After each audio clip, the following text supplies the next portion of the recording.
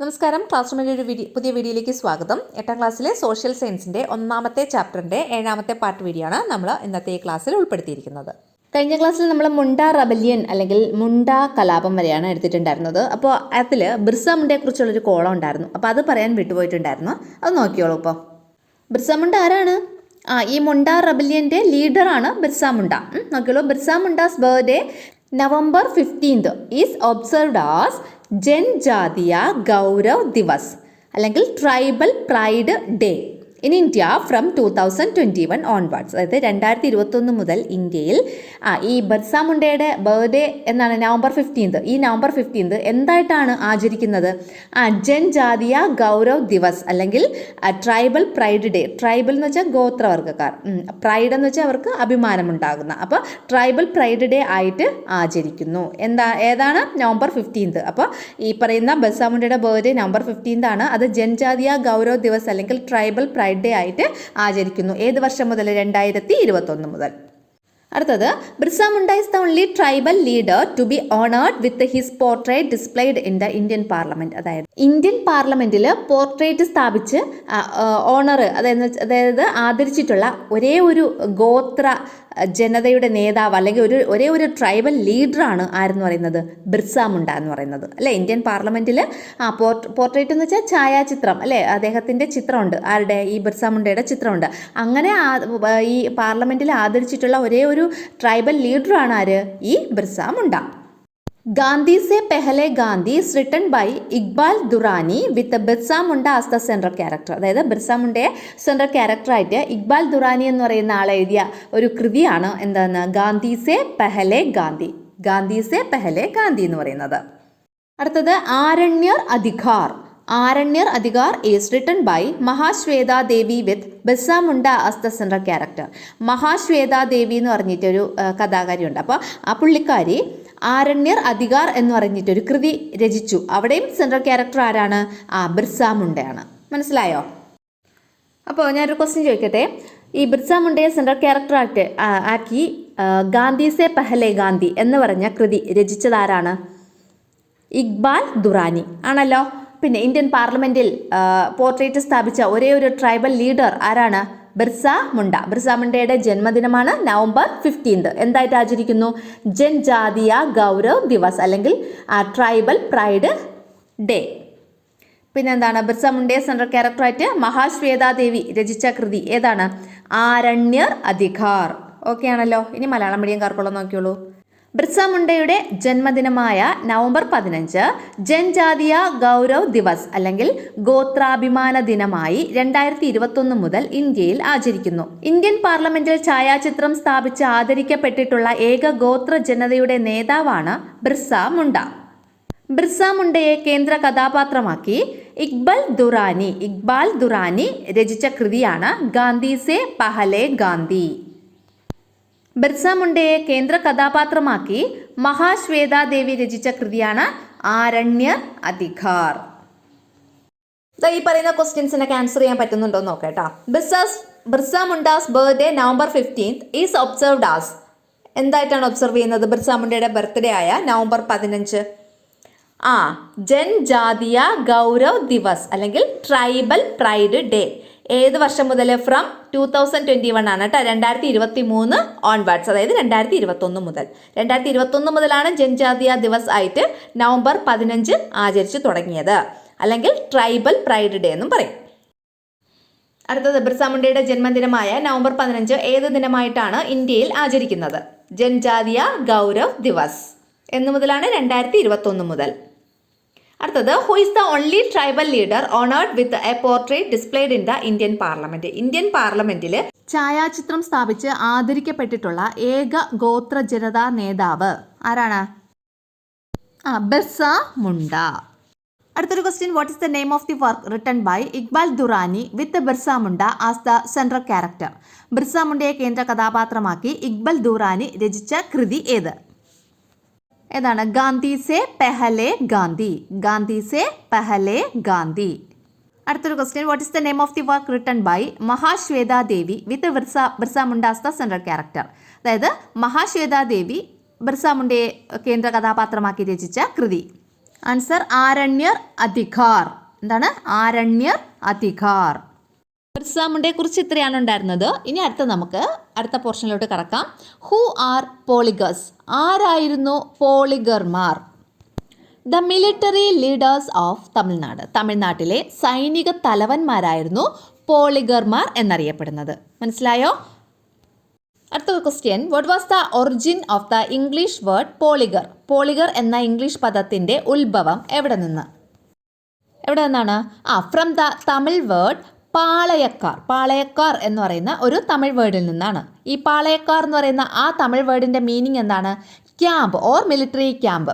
പാളയം, camp എന്ന് വെച്ചാൽ പാളയം, അഥവാ മിലിറ്ററി ക്യാമ്പ് എന്ന് വെച്ചാൽ സൈനിക താവളം എന്നുള്ള ഒരു മീനിങ് ആണ്. അപ്പോൾ എന്താണ്? ഫ്രം ദ തമിഴ് വേർഡ് പാളയക്കാർ, meaning camp or military camp. പാളയം അഥവാ സൈനിക താവളം എന്നർത്ഥം വരുന്ന പാളയക്കാർ എന്ന തമിഴ് പദത്തിൽ നിന്ന് ആണ് ഏത് വാക്ക്? പോളിഗർ എന്ന ഇംഗ്ലീഷ് പദത്തിൻ്റെ ഉത്ഭവം. അടുത്ത question, what was the main reason for the resistance of Veerapandya Kattabomman and Maruthupandya brothers against British? അതായത് വീരപാണ്ഡ്യ കട്ടബൊമ്മനും മരുതുപാണ്ഡ്യ സഹോദരന്മാരും ബ്രിട്ടീഷുകാർക്കെതിരെ പോരാടാനുള്ള പ്രധാന കാരണം എന്തായിരുന്നു? ആൻസർ നോക്കിയോളൂ. Veerapandya Kattabomman a poligar of Panchalam Kurichi at Tirunelveli. തിരുനെൽവേലിയിലെ പാഞ്ചാലം കുറിച്ചിയിലെ ഒരു പോളിഗർ ആയിരുന്നു ഈ വീരപാണ്ഡ്യ കട്ടബൊമ്മൻ. പോളിഗർ ആരാണ് എന്ന് നമ്മൾ നേരത്തെ പഠിച്ചു അല്ലേ? അപ്പോൾ വീരപാണ്ഡ്യ കട്ടബൊമ്മൻ എന്ന് പറയുന്നത് പാഞ്ചാലം കുറിച്ചി, തിരുനെൽവേലിയിലെ പാഞ്ചാലം കുറിച്ചിയിലെ ഒരു പോളിഗർ ആയിരുന്നു. And Maruthupandya brothers poligars of Sivagangai. ശിവഗംഗയിലെ പോളിഗർമാരായിരുന്നു ആര്? മരുതുപാണ്ഡ്യ ബ്രദേഴ്സ് എന്ന് പറയുന്നത്. ശിവഗംഗയിലെ പോളിഗർമാരായിരുന്നു Maruthupandya brothers. Played an important role in struggle against British. ഇവർ രണ്ടല്ല, ഈ മരുതുപാണ്ഡ്യ ബ്രദേഴ്സും പിന്നെ വീരപാണ്ഡ്യ കട്ടബൊമ്മനും വളരെ പ്രധാനപ്പെട്ട പങ്ക് വഹിച്ചു. ആർക്കെതിരെ പോരാടാം? ബ്രിട്ടീഷുകാർക്കെതിരെ പോരാടുന്നതിൽ ഒരു പ്രധാനപ്പെട്ട പങ്ക് വഹിച്ചു. ഇമ്പോർട്ടൻറ്റ് റോൾ, പ്രധാനപ്പെട്ട പങ്ക്.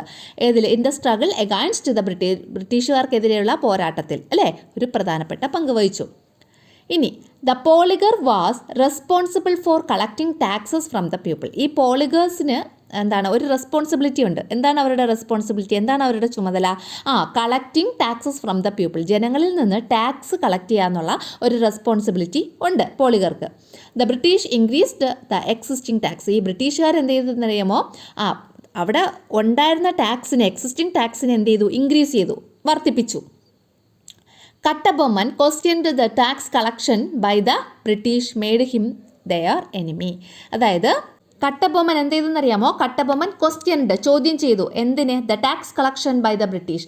ബ്രിട്ടീഷുകാരുടെ ഈ ടാക്സ് കളക്ഷനെ ഈ കട്ടബൊമ്മൻ എന്ത് ചെയ്തു? ക്വസ്റ്റ്യൻ ചെയ്തു. Made him their enemy. അതാണ് അദ്ദേഹത്തെ ബ്രിട്ടീഷുകാരുടെ എനിമിയാക്കി മാറ്റിയത്. ആരെ? ഈ കട്ടബൊമ്മനെ ബ്രിട്ടീഷുകാരുടെ എനിമിയാക്കി മാറ്റിയത്. Kattabomman and the Maruthupandya brothers fought against the British and died as heroes. എന്നിട്ട് ഈ കട്ടബൊമ്മനും പിന്നെ മരുതുപാണ്ഡ്യ ബ്രദേഴ്സും അല്ലെങ്കിൽ മരുതുപാണ്ഡ്യ സഹോദരന്മാരും ബ്രിട്ടീഷുകാർക്കെതിരെ പോരാടി എന്ത് ചെയ്തു? ഡൈഡ് ആസ് ഹീറോസ് എന്ന് വെച്ചാൽ വീരമൃത്യു വരിച്ചു. മനസ്സിലായല്ലോ? തിരുനെൽവേലിയിലെ പാഞ്ചാലം കുറിച്ചിയിലെ ഒരു പോളിഗർ ആയിരുന്ന വീരപാണ്ഡ്യ കട്ടബൊമ്മനും ശിവഗംഗയിലെ പോളിഗർമാരായ മരുതുപാണ്ഡ്യ സഹോദരന്മാരും ബ്രിട്ടീഷുകാർക്കെതിരായ പോരാട്ടത്തിൽ ഒരു പ്രധാന പങ്ക് വഹിച്ചു. ജനങ്ങളിൽ നിന്ന് നികുതി പിരിക്കേണ്ട ചുമതല പോളിഗറുടേതായിരുന്നു. ബ്രിട്ടീഷുകാർ നിലവിലുള്ള നികുതികൾ വർദ്ധിപ്പിച്ചു. നികുതി പിരിവിനെ ചോദ്യം ചെയ്തതായിരുന്നു കട്ടബൊമ്മനെ ബ്രിട്ടീഷുകാരുടെ ശത്രുവാക്കിയത്. കട്ടബൊമ്മനും മരുതുപാണ്ഡ്യ സഹോദരന്മാരും ബ്രിട്ടീഷുകാർക്കെതിരെ പോരാടി വീരമൃത്യു വരിച്ചു.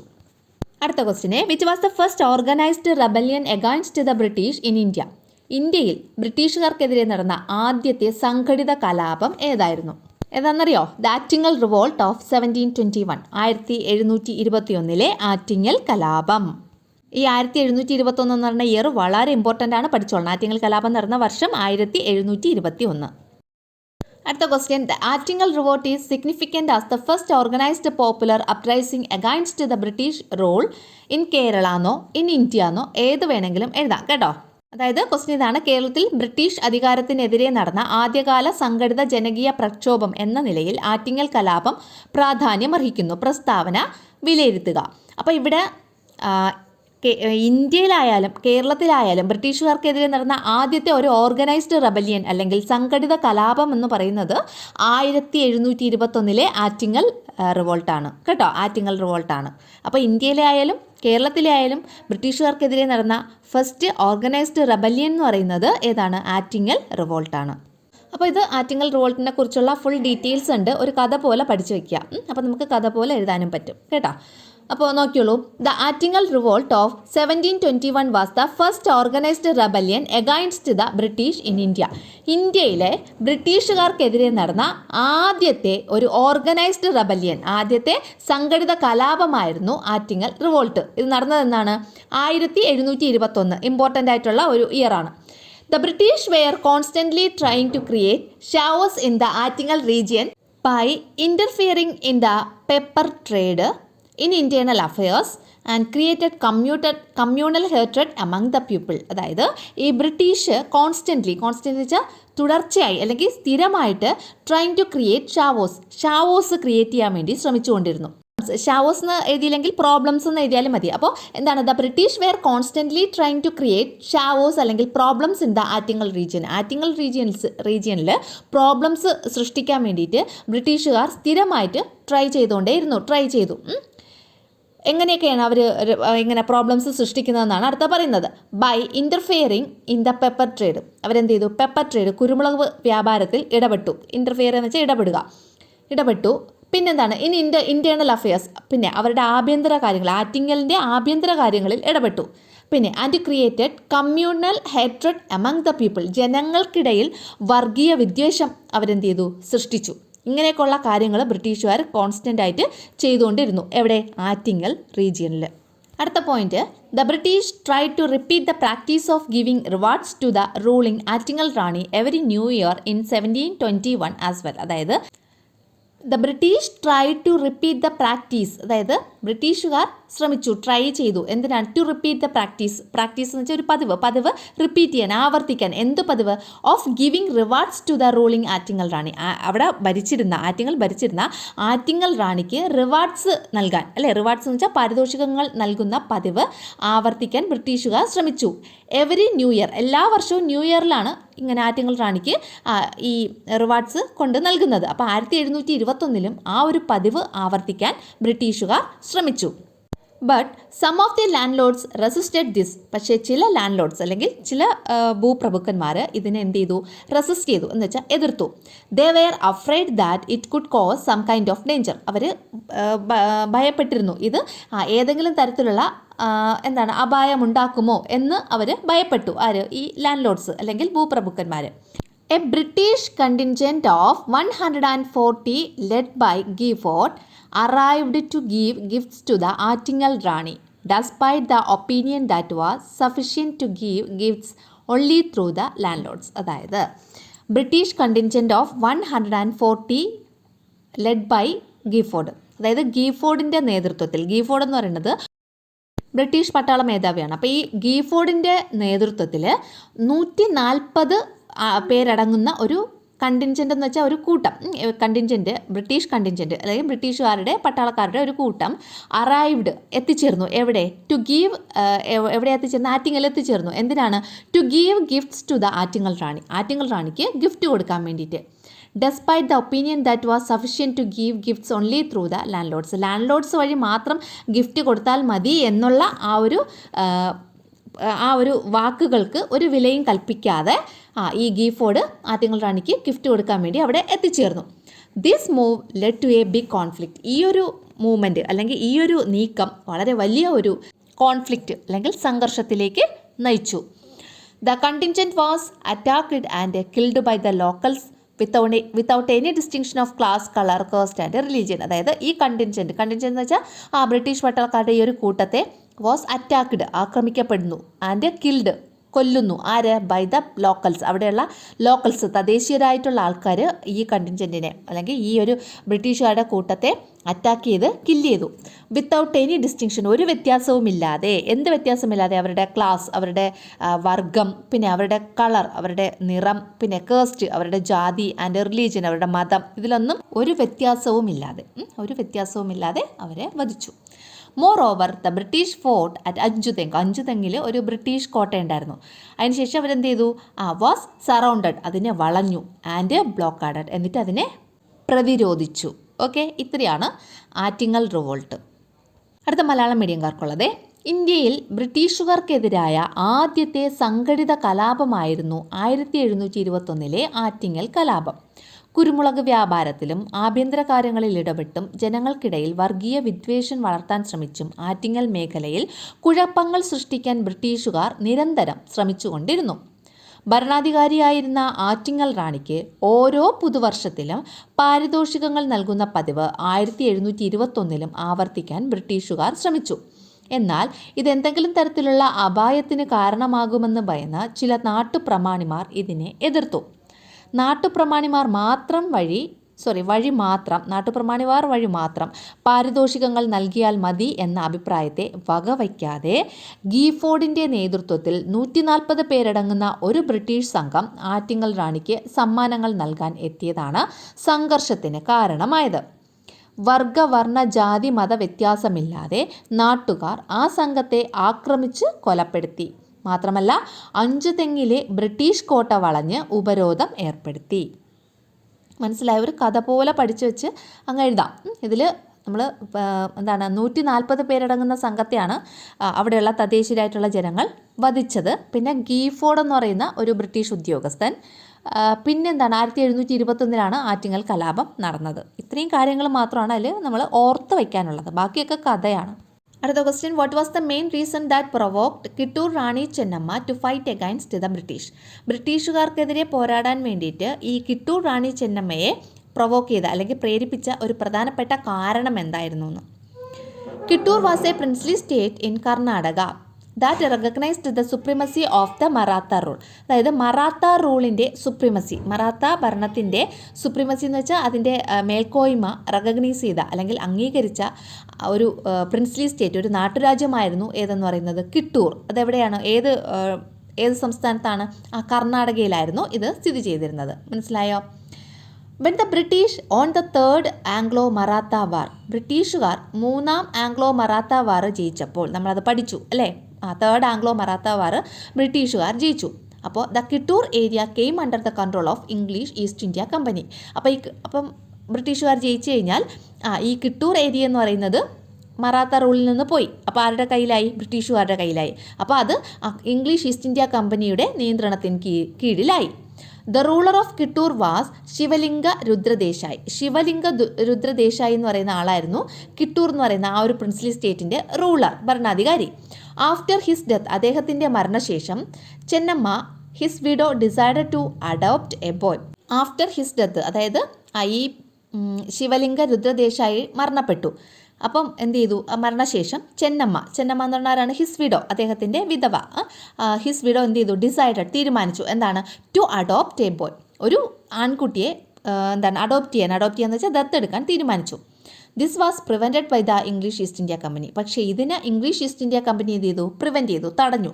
Which annexed Kittur to British India. എന്നിട്ട് അവരെന്ത് ചെയ്തെന്നറിയാമോ? അനക്സ് എന്ന് വെച്ചാൽ കൂട്ടിച്ചേർത്തു. ഏതിനോട് കൂട്ടിച്ചേർത്തു? ബ്രിട്ടീഷ് ഇന്ത്യയോട് കൂട്ടിച്ചേർത്തു. ആരെ? കിട്ടൂർ എന്ന് പറയുന്ന ആ പ്രിൻസ്ലി സ്റ്റേറ്റിനെ ബ്രിട്ടീഷ് ഇന്ത്യയോട് അനക്സ് ചെയ്തു. അനക്സിയ എന്ന് വെച്ചാൽ കൂട്ടിച്ചേർത്തു.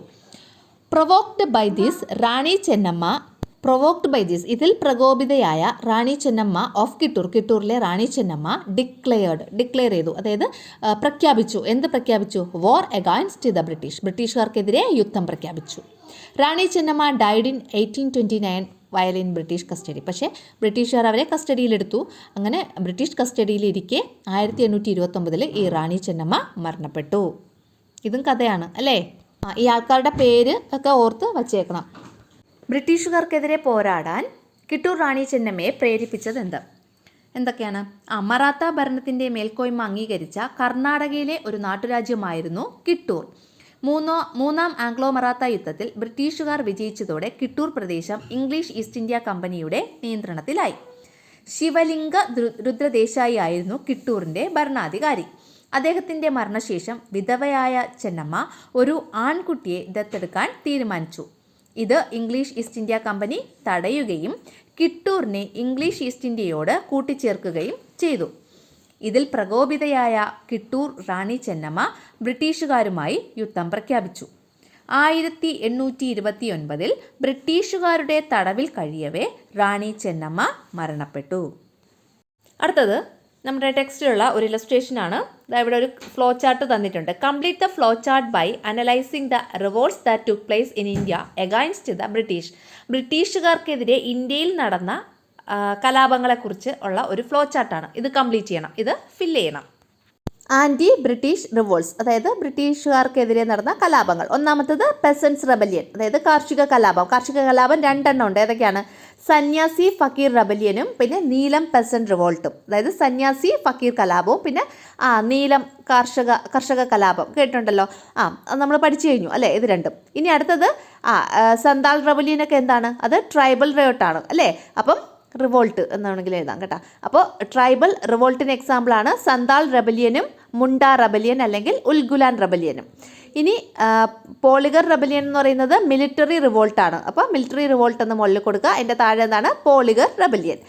അടുത്തത് കിട്ടൂർ റെബല്യൻ, അതായത് കിട്ടൂർ ചെന്നമ്മ ലീഡ് ചെയ്തത്. അതേതാണ്? അത് വിമൻസ് മൂവ്മെൻറ്റ് അല്ലേ. അടുത്തത് പോപ്പുലർ റെബല്യൻ എന്ന് കൊടുത്തിട്ടുണ്ട്. ഇനി നമുക്കിവിടെ എഴുതാനുള്ളത് ഏതാണ്? ആറ്റിങ്ങൽ റിവോൾട്ട്. അതാണ് പോപ്പുലർ ആയിട്ടുള്ള റിവോൾട്ട്. ഓക്കെ ആണല്ലോ. ബ്രിട്ടീഷുകാർക്കെതിരെ ഇന്ത്യയിൽ നടന്ന കലാപങ്ങളെ വിശകലനം ചെയ്ത് പട്ടിക പൂർത്തിയാക്കുക. ബ്രിട്ടീഷ് വിരുദ്ധ കലാപങ്ങൾ. ഫസ്റ്റ് എന്താണ്? കാർഷിക കലാപങ്ങൾ. ഏതൊക്കെയാണ്? സന്യാസി ഫക്കീർ കലാപം, നീലം കലാപം, നീലം കർഷക കലാപം. അടുത്തത് ഗോത്ര കലാപങ്ങൾ. ഗോത്ര കലാപങ്ങൾ ഏതൊക്കെയാണ്? സന്താൾ കലാപം പിന്നെ മുണ്ട കലാപം അല്ലെങ്കിൽ ഉൽഗുലാൻ. ഇനി സൈനിക തലവന്മാരുടെ കലാപമാണ് പോളിഗർ കലാപം. ഇനി സ്ത്രീകൾ നേതൃത്വം നൽകിയ കലാപമാണ് കിട്ടൂർ കലാപം. ജനകീയ കലാപം എന്നറിയപ്പെടുന്നത് ആറ്റിങ്ങൽ കലാപം. ഇത്രയാണ് ഇതിൻ്റെ അകത്ത് വരുന്നത്.